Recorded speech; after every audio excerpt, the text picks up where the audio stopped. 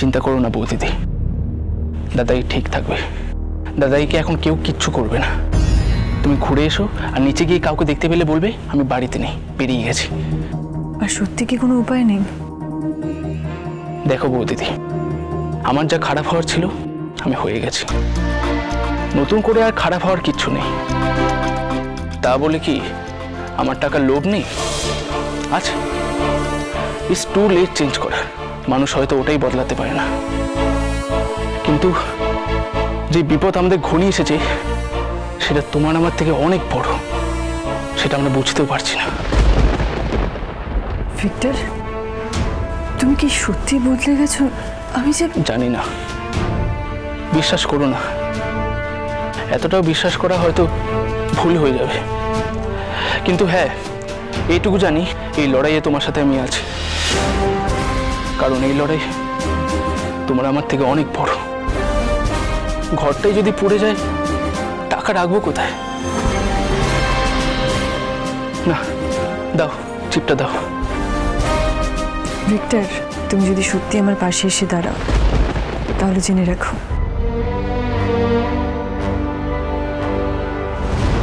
এর বদলে আমি তোমাকে রাখি পরালাম।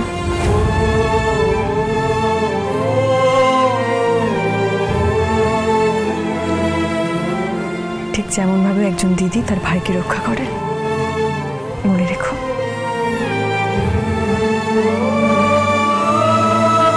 আসি।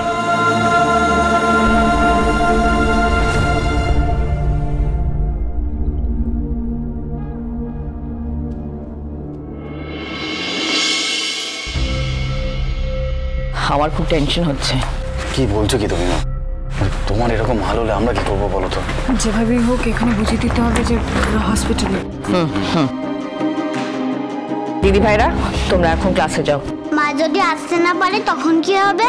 তখন তোরা বুঝতে পেরে যাবে যে মাই আসলে। শোনো, তোমরা প্রে করো ঠাকুরের কাছে যেন মা আসতে পারেন। ঠাকুর তো সব দেখছেন, চলে আসবে। ওই তো বলতে না বলতে বৌদিদি এসে গেছে। মা, তুমি আসতে পেরেছো? রূপার খুব টেনশন হচ্ছিল, তুমি আসতে পারবে কি পারবে না। মা যেখানেই থাকুক ঠিক চলে আসবে। আচ্ছা মা, বাবার কাছে কে আছে? বাবা ঠিক আছে মা। মা, সব কি ঠিক হবে না? আগের মতন কিচ্ছু হবে না? আমরা কি সবাই একসঙ্গে আনন্দ করে থাকতে পারবো না?